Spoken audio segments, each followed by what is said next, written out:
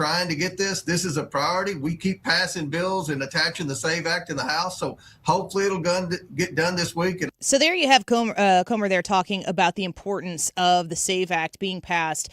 Representative Comer in the Senate. It seems as though it's hanging out there. We know somebody specifically who's been pushing this for quite some time, and that's our friend here in the state of Missouri. Senator Eric Schmitt joins us once again. But before we get to the Save America Act, Senator Schmitt, I do want to give you the opportunity to talk to us about the legacy of the late Senator Lindsey Graham. It was quite a shock to hear that news last week. I'm sure that you knew him.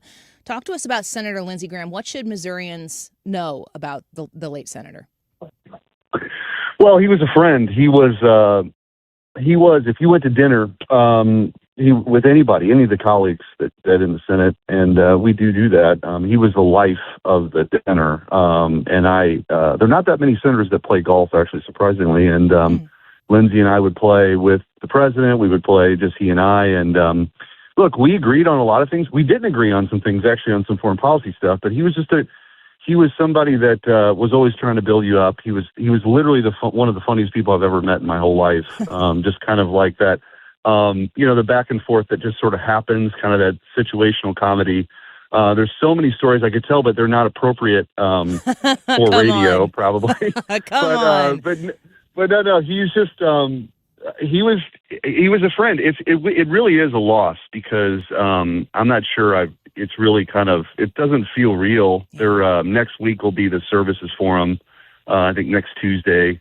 And, he was a really fun guy to be around and definitely will be missed. Senator Schmitt, I just wanted to ask you to speak to, he's, kind of a divisive person in the Republican Party as well. I think everybody was happy to have his Republican vote in the Senate, of course, in the party. But I look at the divisions in the Democrat Party right now and their bit of soul searching, and I look at the divisions that do exist in the Republican Party.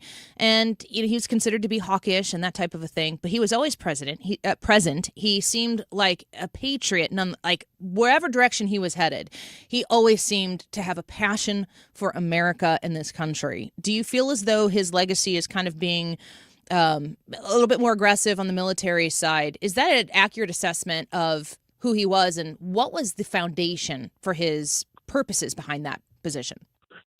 Well, I mean, look, he believed in American strength. There's no doubt about that. Now, he and I differed a little bit on when and where and how and for how long. That was sort of, I guess, and some of that's generational. And he and I talked about it. So I'm not talking about school. We would spend time talking about how we viewed, I think we got to get back to what are our core national interests, which are the homeland, the Western Hemisphere, and the rise of China. And Lindsey was very focused on that, but also other places in the world. And so, but some of it's a coming of age of when kind of you came of age in politics. He's very close friends with John McCain, who had a kind of a similar worldview as Senator Graham did. And so my outlook's just a little bit different, but that's okay. But he and I were still friends, right? We would still.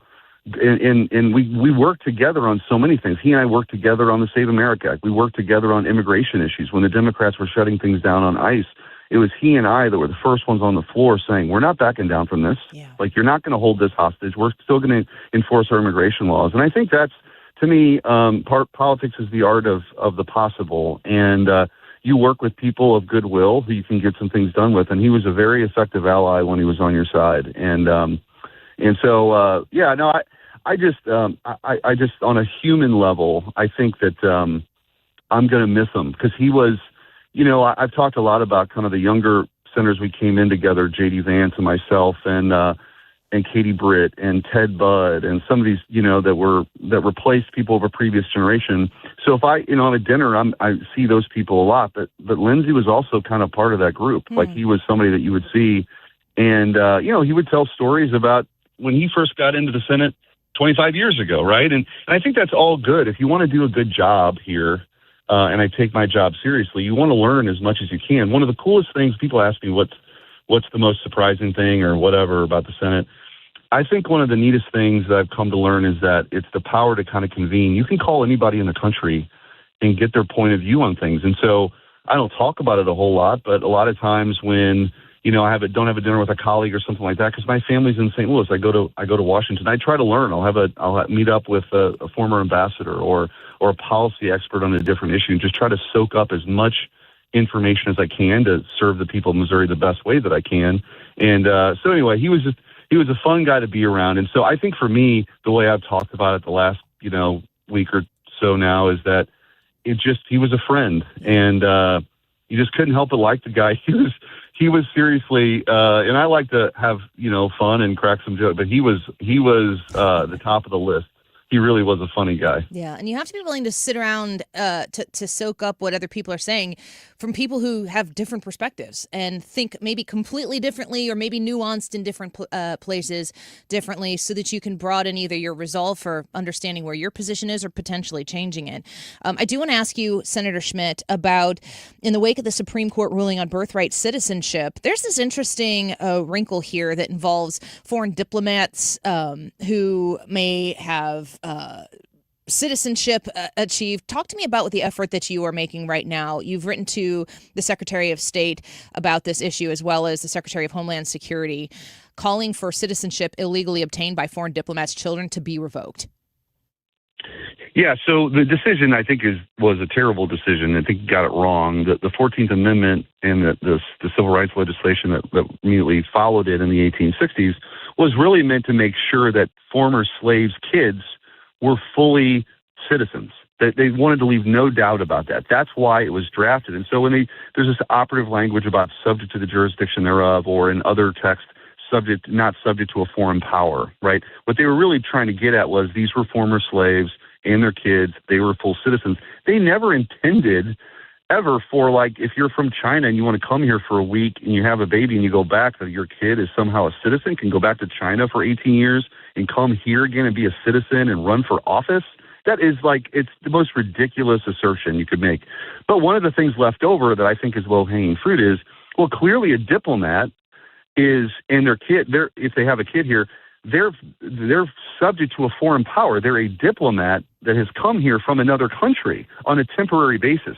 It can't mean that their kid that's born here for the 6 months they're here, or even for the 2 months they're here, is a full-blown American citizen. That's not the intention either. So we're trying to get that clarified and have the Secretary of State and DHS look at that and make that clear, because theoretically, one could argue now that person that was here from Burma, their kid, when they turn 18, can come here and be a full-blown citizen. Like, that's nuts. Yeah. So there's a lot of kind of fallout from that decision that we're trying to clear up, including proposing a constitutional amendment to ultimately change it as well. That would be a big deal, but there does seem to be a lot of support for it, as there is, to transition to the last subject before we let you go, Senator Eric Schmitt with us, for things like voter ID. Now, the reconciliation process makes it so that if the Republicans or whomever can muster 50 votes to pass the Save America Act, J.D. Vance, as the vice president, the president of the Senate, can come in, cast the tie-breaking vote, and get this thing passed. I am wondering if you feel as though there is a actual possible chance that this is going to get done. It seems like whenever I hear any senator asked this question on the Sunday shows or whatever, what you're going to tell me is why it should pass, but I'm interested in if it can pass, Senator. That's a good question. I mean, I don't blame you for that. No, I know. I get asked that a lot. Yeah. Along with the other question I get asked the most is, when is there going to be like real accountability? When are people who weaponize the government going to actually be held accountable? I would say that among my conservative friends, those are the questions that I get asked the most, and rightfully so. But to answer your question, I don't know what to say other than I'm hopeful. Like, I'm all in. And I think there's two paths, okay? So the first one we've probably talked about the most, which is it's legislation. The most realistic way to do it is it's the talking filibuster, which is what you do in states like Missouri, and I assume in Illinois. I don't know Illinois, but they don't even allow the Republicans to see budgets in Illinois. So. Right. I don't know. They're in exile. Yeah. Pritzker's got them in a camp. But you have to hold the floor. Like, you don't get to just come and punch a card. Yeah, and say I'm against it. You got to work for it. And that's really what I'm asking. Like, we got to dedicate the time to go do that. And somebody's going to wear out. It's going to either be them or it's going to be us. I'm perfectly happy to try to go toe-to-toe with Cory Booker, who can be like the last man standing on this thing, whatever. But we got to have the time to do it. So that's the one bucket. The second bucket is, I think, as I was coming in the clip you had from Comer, I think what they're doing in the House is they want to include in a reconciliation package, which is only 51 votes, as many aspects of it as possible. But here's the truth about it is, you can, through reconciliation, you can only do budget-related matters, right? And there has to be a budget. So what we could do, which I'm all for it if we can pull it off, but it's not the whole kit and caboodle like the actual legislation is. It's to have money in there for things like the photo ID piece, for the making sure they're American citizens, or the mail-in balloting, protections we want to have in there. So it's more of an enticing mechanism to do it. So it's not exactly the same thing as the first bucket. So I'm all the above, but I think the first one is the surest way to do it. But again, it really does take a dedication of time on the floor that would be weeks and weeks on end, which, again, I'm all in. I've got the provision that the president wants, the 5 pillars. That's my amendment to the original bill. But we gotta make sure we got enough people on board. And the way that would play out, not to bore you with details, but not boring us here. So here's what would actually happen. So we say we're going to go to it. We have to have 50 plus 1 to get onto the bill. Then it's on the floor. Then it has to be the only thing that's on the floor. And then let's say we're in weekend of week 2, it's Sunday morning at 2 a.m. Okay. And a Democrat says, I note the absence of a quorum. So we're responsible for producing 51 votes at any time someone asks. So we got to make sure we're able to do that. That's the kind of commitment that people have to gauge of whether or not we can pull that off. I would hope that we could, but that's the way it wouldn't work, is if we don't have 51 people who show up at 2 a.m. to say, hey, we're here, we're going to keep going. The way it works for them is if they tire out, they run out of 2 or 3 weeks of people, you're going to have some people like Chris Murphy and Cory Booker that are going to be able to hold the floor for days. And then you're going to have somebody like Chuck Schumer who isn't going to be able to do that, right? So that's kind of how it would practically play out. And I think it'll be fascinating. Like, the country would learn a lot about the Senate, and they'd learn a lot about these issues if we did it. And it would also make clear that when people watch Mr. Smith Goes to Washington, that's not how it works. But it should work like that. But that's actually not how it works. It's more like kabuki theater, where you show up or you don't show up, and you say, let's go or let's not go. It's like a punch card as opposed to a shot clock. I feel like the Senate would learn a lot about the Senate if you engaged in that. And we would all, I know we're nerds here, but I would love it. And I would. Oh, I would love it. Listen, I would love. Now, here's the thing, though. You wouldn't want me on the floor. No one would want a Republican on the floor taking up time. So it would be all the Democrats on the floor taking up time. But if the shoe were on the other foot, I hope this never happens, but the Democrats try to break it like that, I would relish the opportunity to be on the Senate floor for a couple straight days talking about, the important issues of the day, or why Albert Pujols is the greatest right-handed hitter of all time, whatever. Give us a complete dissertation of Jordan Walker's absolute defeat of all the entire Philadelphia. Forget just Schwarber. It was incredible. Well, we are grateful for your time today. We appreciate your efforts. Make those senators go to work. We want to see it happen. We want to see the Save America Act. We want to see you continue to fight for Missourians and all of us in those other states that don't have great representation. Senator Schmitt, thank you. Yep. Take care. Bye-bye. Thanks, Annie. Okay. Bye-bye.